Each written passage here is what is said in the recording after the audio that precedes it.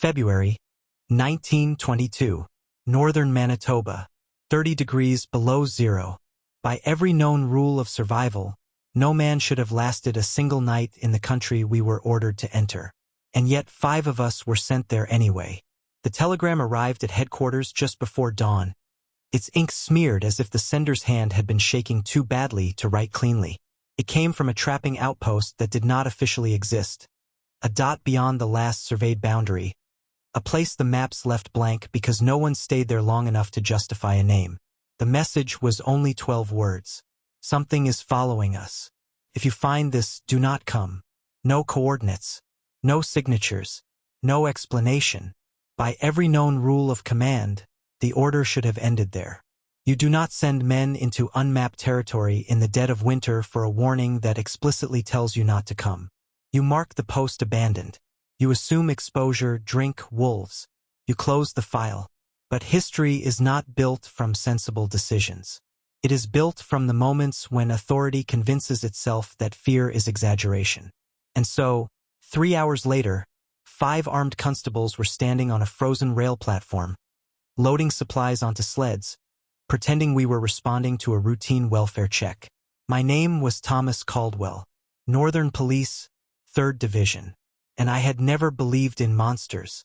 Our commander, Sergeant Arthur Reeves, had spent 15 winters patrolling the Yukon corridor.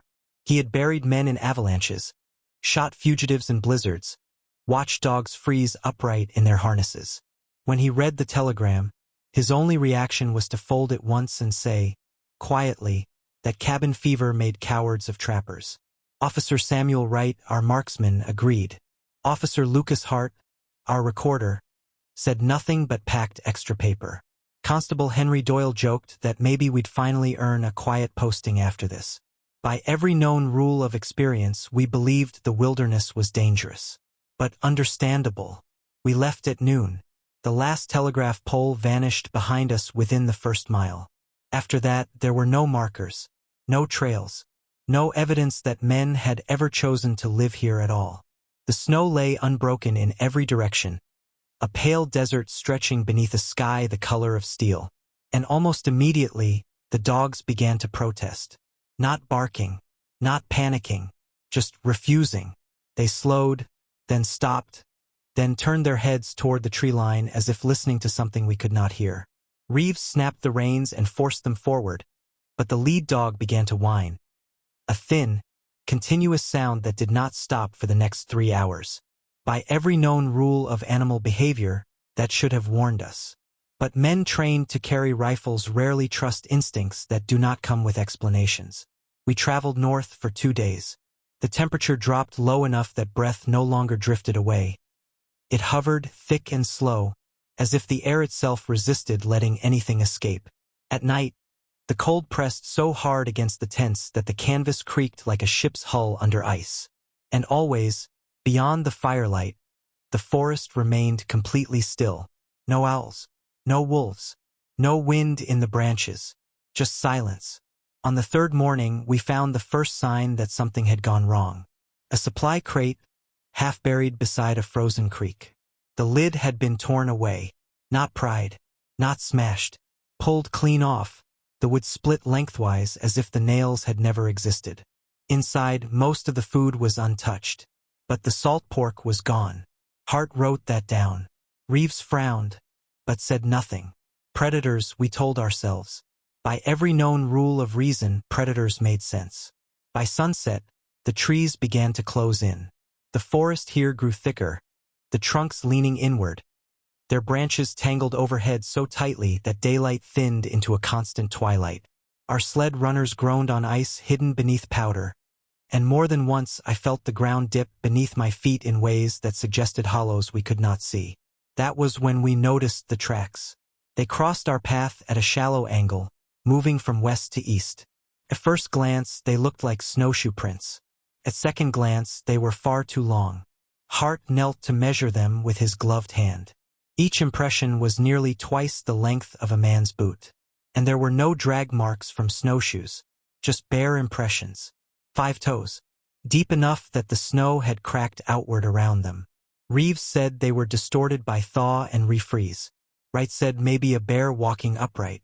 Doyle laughed and said maybe the trapper had built himself a costume. By every known rule of tracking, none of that was true. The stride length was wrong. Too deliberate. Too even. And the direction they traveled pointed straight toward the outpost. We followed anyway, because by then, the telegram was no longer just a message. It was a challenge. Near dusk, the dogs began to pull harder. Not forward. Sideways. Toward the forest.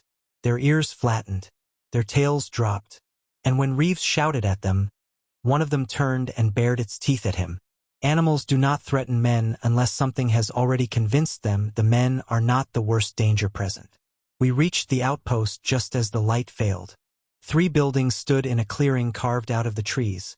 A main cabin, a storage shed, and a small kennel, its door hanging open. The place looked abandoned, but not old. Smoke ash still dusted the stovepipe. Footprints lay everywhere in the yard. Human, running, chaotic, and beneath them, cutting through the confusion like deliberate brushstrokes, were the same long impressions we had seen in the forest. Circling. Reeves ordered rifles loaded. No one joked anymore. We approached the main cabin first. The door was open, and it was moving, not swinging, just drifting, back and forth, slow, as if pushed by a breeze we could not feel. Inside, the room smelled wrong. Not rot, not decay, blood, old blood, soaked deep into wood. Chairs lay overturned, supplies scattered, a bunk torn apart, its mattress ripped open and thrown across the floor. On the far wall, deep gouges ran from shoulder height to the ceiling parallel, as if something had tested the strength of the logs with its hands. Hart began to write, then stopped, because in the center of the table, carved so deeply the blade had bitten through the wood, was a single word. One word, written again and again, overlapping itself until the grain was shredded. Reeves stared at it for a long time. No one spoke, because every man in the North knows the stories, not as fairy tales, as warnings. The word was Wendigo. By every known rule of sanity, that should have ended the expedition. No rational commander investigates folklore carved by dying men. But Reeves only closed his eyes once, opened them again, and gave the order that sealed the fate of all 5 of us. "Spread out," he said. "Find tracks. See where they went." And as we stepped back into the clearing, the wind died completely.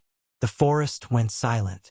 And somewhere beyond the trees, something moved. February 1922. 4th night in the northern interior. No moon, no wind, no sound. By every known rule of investigation, we should have secured the cabin, marked the scene, and waited for daylight. Instead, we obeyed the oldest and most dangerous instinct in policing. We followed the trail.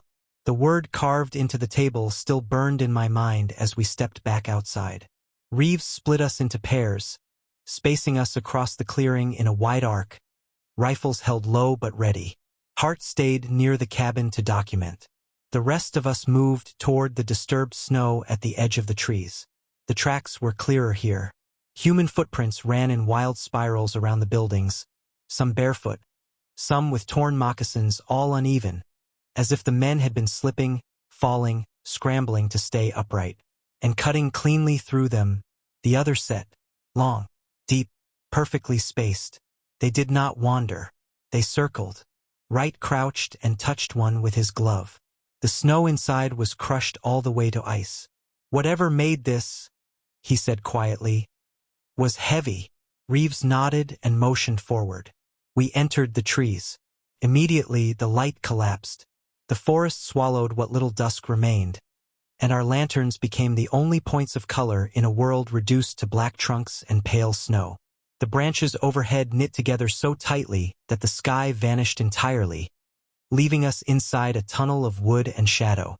The tracks led straight ahead, not fleeing, not zigzagging, leading. By every known rule of pursuit, that should have terrified us. Predators run. Hunters guide. After 5 minutes, Doyle whispered that he could hear breathing. We stopped, listened. There was nothing. No panting, no growl. Just the faint tick of ice shifting in distant branches. We moved again, And then the smell arrived. Not fresh blood, old blood, and something else layered beneath it.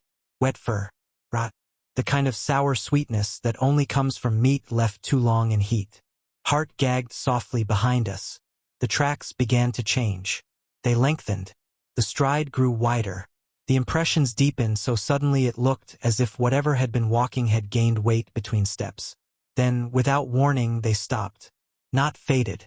Not scattered. Ended. In the middle of an open patch between trees. Reeves knelt and ran his knife through the snow. Solid ground. No hole. No break. Nothing to explain how a creature heavy enough to crack ice had simply vanished. By every known law of movement, that was impossible. And that was the moment we understood the first truth. We had not been following it. It had been teaching us where to walk. A sound came then, very far away. A long, drawn-out wail that slid between the trunks like fog. Not a wolf. Not wind. It rose and fell unevenly, as if something were trying to remember how sound was supposed to work. Doyle swore under his breath. Wright whispered that it came from the west. Reeves said nothing. He was staring at the trees, because while the sound echoed, the branches above us moved. Not swaying.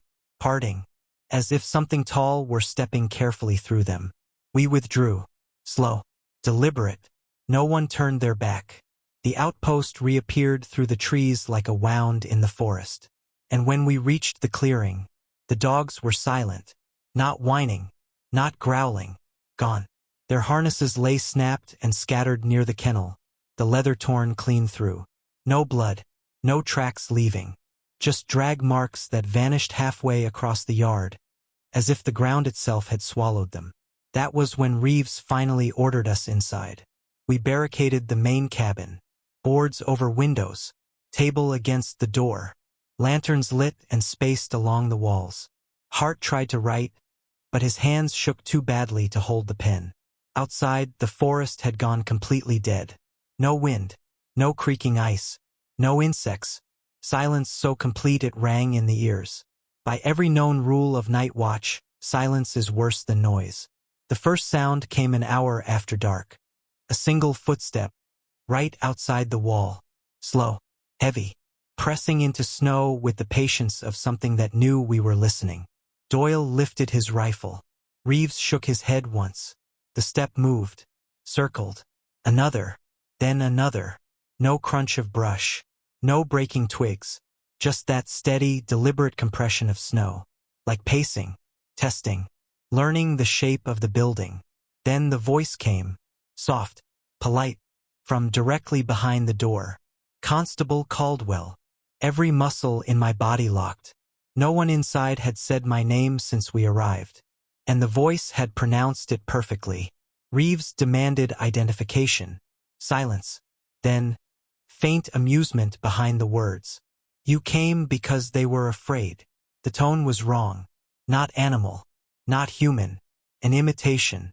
As if the sounds had been learned, not lived. Wright edged toward the back window and lifted one board enough to see out. He froze. His face went white.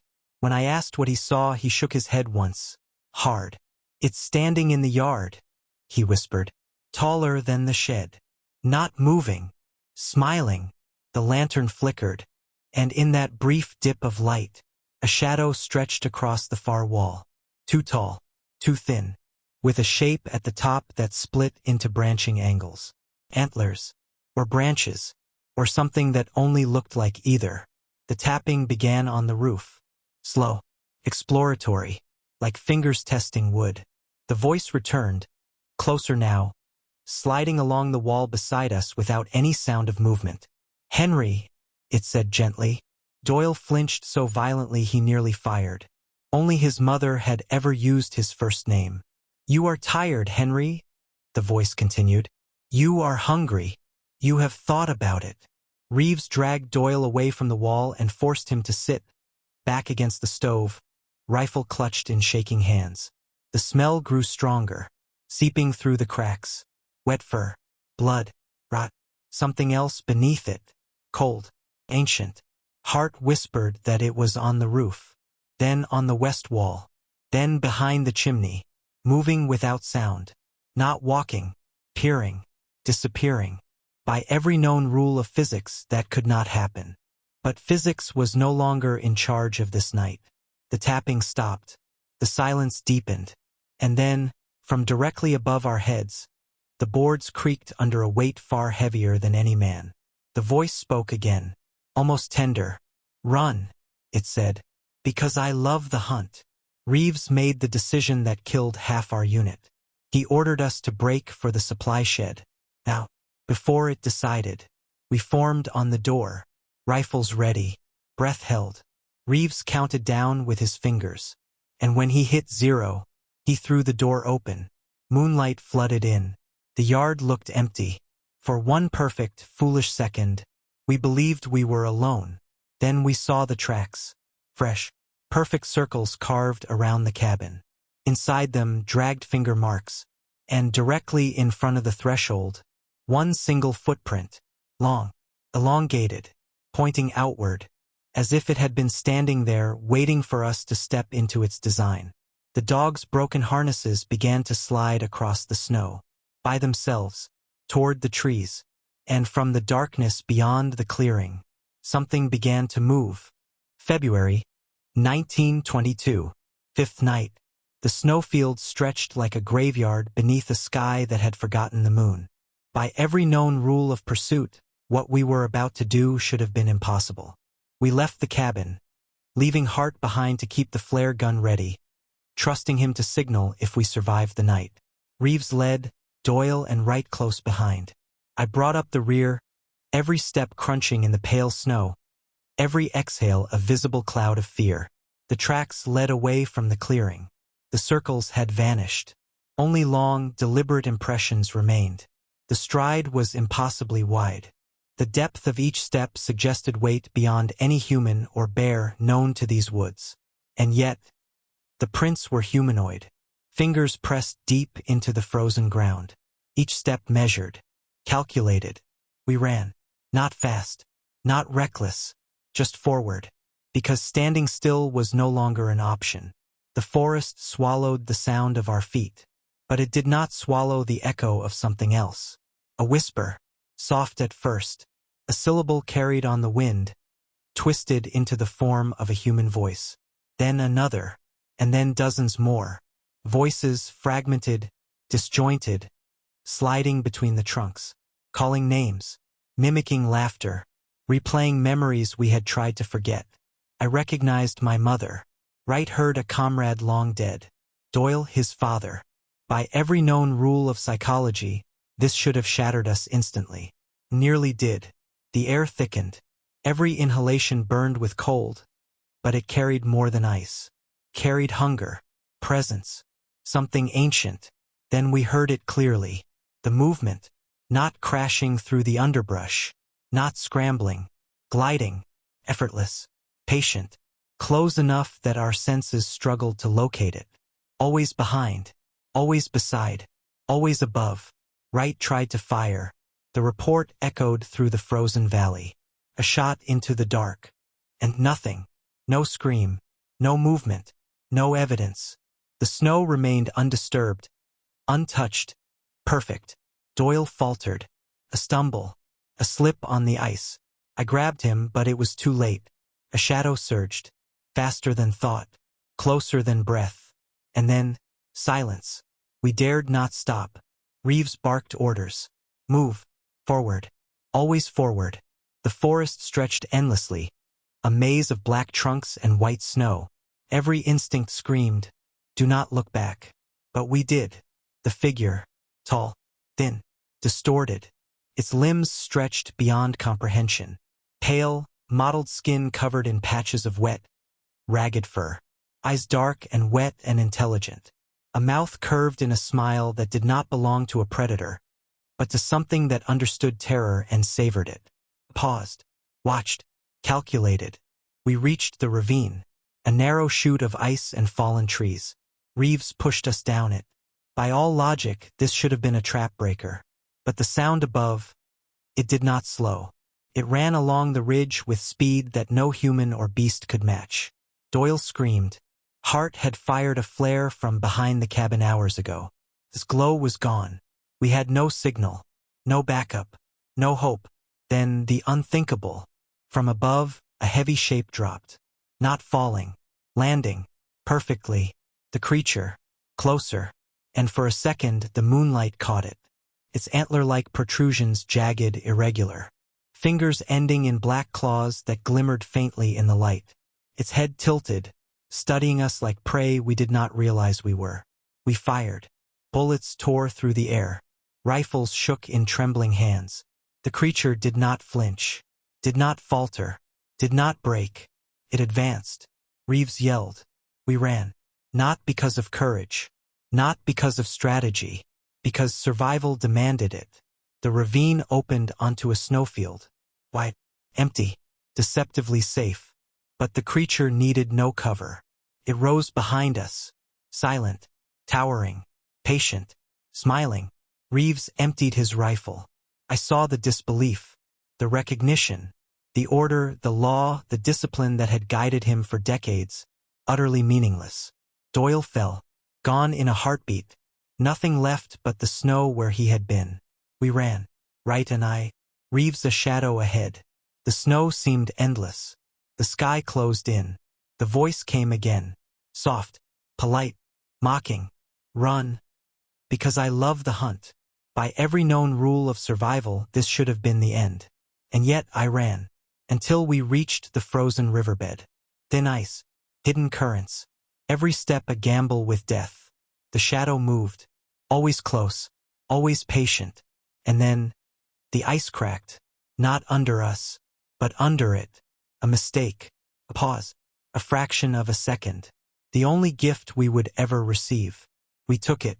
And we ran. February 1922. Sixth night. The cold had begun to infiltrate our bones. No longer an external force but a living weight pressing us down from within. By every rule of endurance we should have collapsed hours ago. Wright's legs shook uncontrollably, his breath a ragged plume in the icy air. Reeves, still ahead, moved with a grim determination that only desperation can teach, his face pale under frostbitten skin.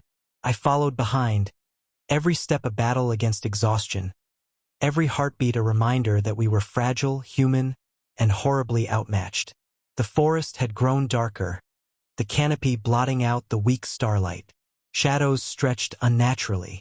Even the snow seemed to shimmer with a strange life, as if the ground itself had begun to watch us. We had no weapons left except for our rifles, mostly spent.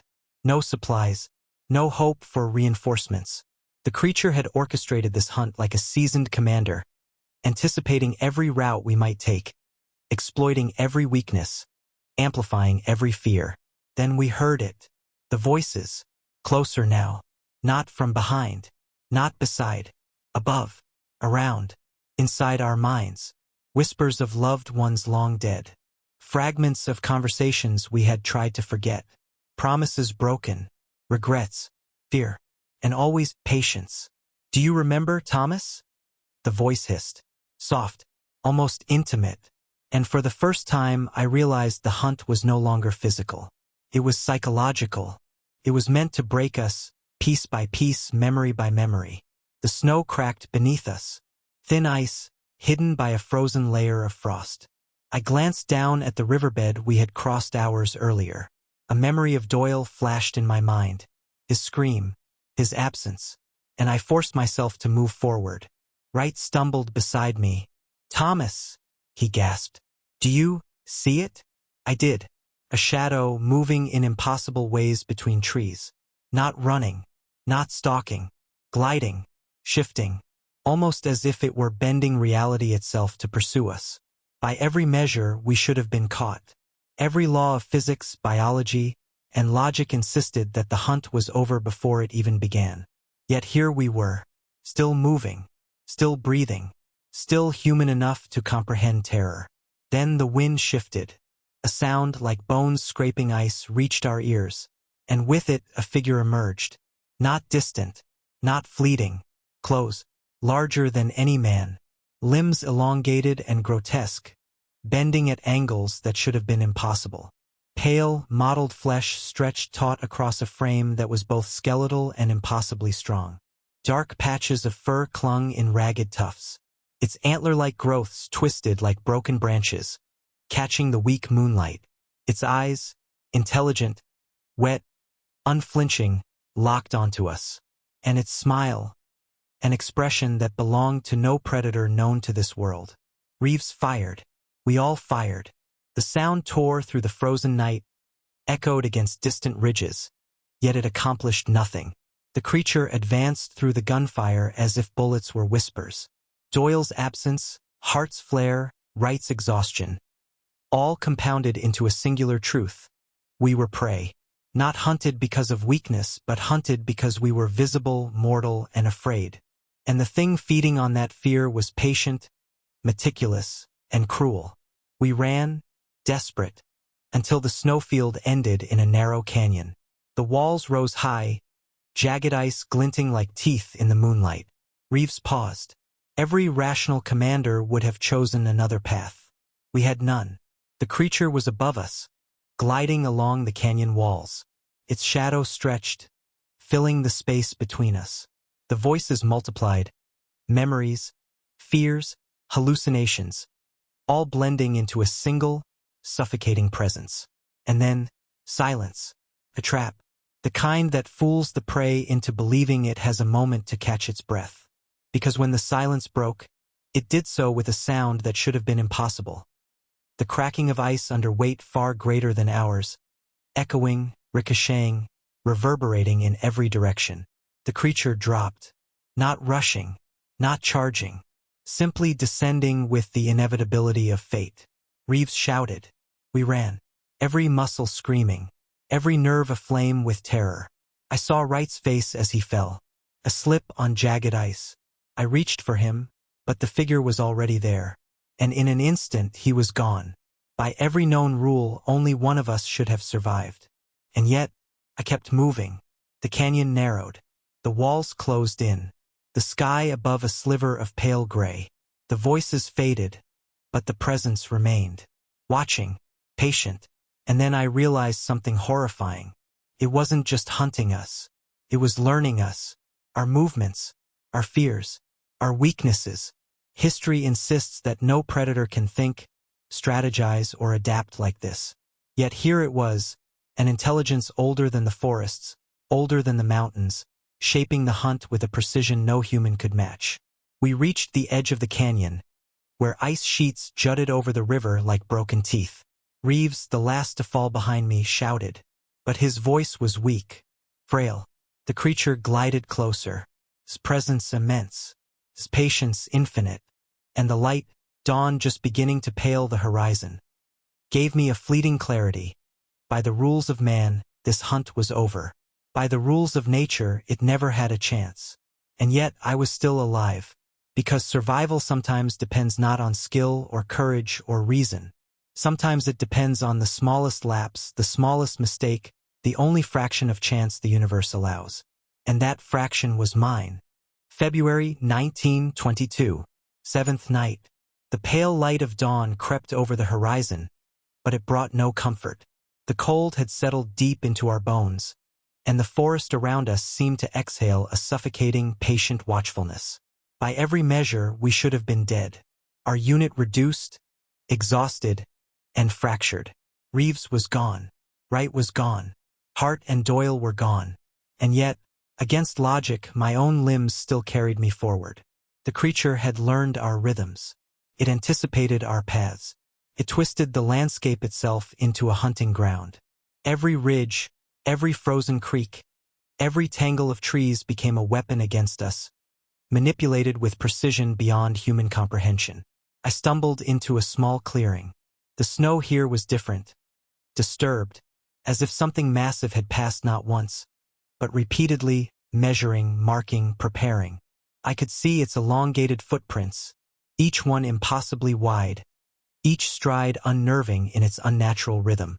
And in the faint light, I noticed the subtle impressions at the edges, finger-like gouges pressed into the crusted snow. It had walked these woods before. It had waited for us. I pressed forward, every sense screaming for retreat. And then the wind shifted. Voices again. Not faint this time. They were layered, almost in harmony, an echo of human memories twisted into something alien. Whispers of my childhood, of family I had lost, of promises I had made and broken. It was not merely hunting the body. It was hunting the mind. And the mind, I realized with a chill that went beyond the cold, was more fragile than the flesh. The creature emerged from the tree line, closer than I had expected. Not charging, not stalking, observing, calculating. His pale skin stretched tight over jagged bones. Patches of dark fur clinging in broken tufts. Limbs bent at angles no human should have survived. The antler-like growths on its skull twisted grotesquely, catching the weak dawn light. And its eyes, immense, wet, intelligent, studied me as though I were a puzzle it had solved long ago. I raised my rifle. I fired. The sound shattered the frozen air. The creature moved as if bullets were only wind, stepping forward with a grace that defied weight and reason. Every shot was wasted, and every wasted shot reminded me of my helplessness. I turned to run. The terrain narrowed into jagged ridges of ice and frozen riverbeds. Every footfall threatened to betray me. Every crack of ice echoed like a death knell. And all the while it followed not with speed but with inevitability. A patient, relentless intelligence that knew I could not outrun it forever. Then I saw it. A ravine, a gap too wide to leap. Below, frozen water. The only way forward required risking death. But the alternative was certain capture. I climbed. The wind whipped through my face. The cold burned. My fingers numb. My breath ragged. And as I reached the edge, the creature emerged again, closer than before. It did not hurry. It did not need to. By every rational measure, I should have fallen into the chasm. But somehow, some fraction of luck, some stubborn will to survive carried me across. The ice cracked beneath me. The hollow echo of frozen water shattered the stillness. And the creature paused, tilting its head in curiosity. It was not surprised. It was amused. And I realized, with a gut-chilling clarity, that my survival had been temporary. A brief defiance in a hunt that spanned centuries. A minor amusement to something ancient. I did not dare to look back. Every instinct told me to run blindly, without thought, without hesitation. And so I ran. Through narrow ravines. Across jagged ice. Over frozen streams. Every step measured.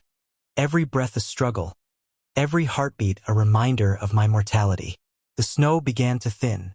Trees became sparse. The world seemed to open before me. Yet the presence remained. I could feel it watching, patient, unyielding, relentless.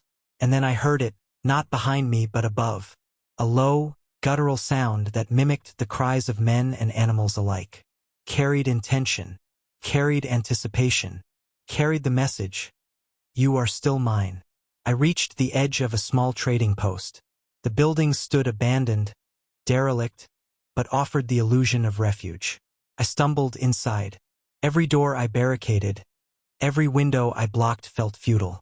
The creature could wait, could calculate, could torment. And as night fell, I realized something even darker. This hunt would not end. Not until I had been stripped of everything human, piece by piece. Not until I had become part of its story. And the thought struck me harder than the cold, harder than fear itself. I was not fleeing for my life. I was running for my soul. February 1922. 8th night. Inside the abandoned trading post, time stopped meaning anything. The building creaked with every shift of frozen wood, as if the walls themselves were breathing. Frost coated the inside of the windows, turning the outside world into a blur of pale ghosts and black trees. I dragged broken crates and splintered tables across the door, stacking them until my hands bled and my arms shook too badly to lift another plank. By every rule of survival, shelter should have meant safety. But nothing about this hunt followed rules. The silence outside was worse than pursuit. No footsteps, no breathing, no voices, only presence. I pressed my back against the far wall, rifle across my knees, counting my breaths because it was the only proof I still existed. The cold crept upward from the floor, numbing my feet, my legs, my spine. My eyelids felt heavy, thick with frost and exhaustion. Then, the knocking began. Soft, polite, 3 taps on the door. Not a strike, not a blow. A careful, deliberate request to be invited inside. My heart nearly tore itself apart.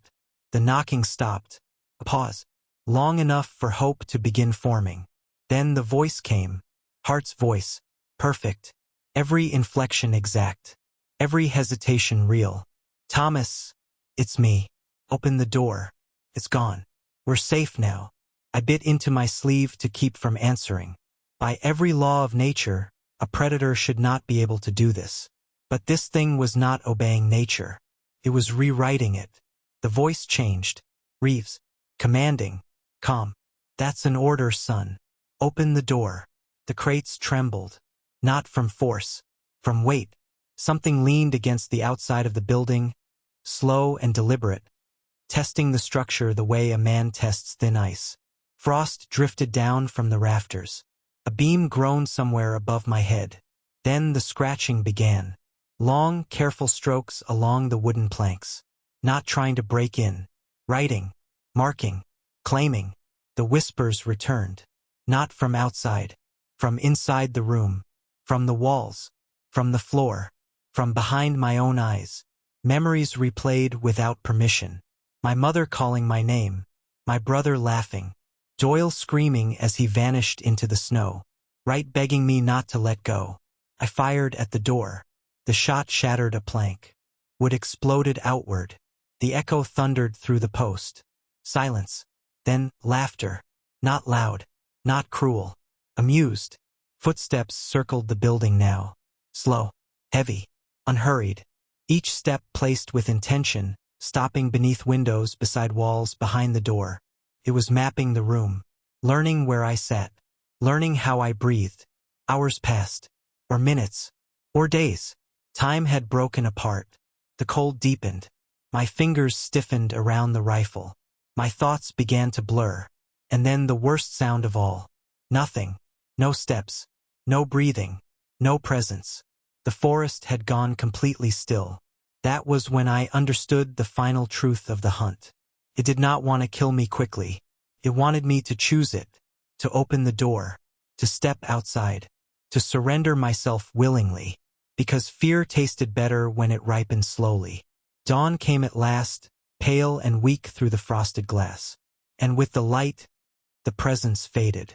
Not gone. Never gone. Just waiting. I left the trading post at noon. The snow outside was untouched. No tracks. No marks. No sign that anything had ever been there. 3 weeks later, a rescue patrol found me wandering along the river, barefoot, half-frozen, whispering names no one recognized. I told them everything. They wrote none of it down. Officially, the report states that my unit was lost in a blizzard. Exposure. Disorientation. Accidents. That is the version history accepted. But sometimes, late at night, when the wind moves through the trees just right, I hear 3 soft knocks on my door, and a voice I loved long ago saying very gently, "Thomas, it's safe now."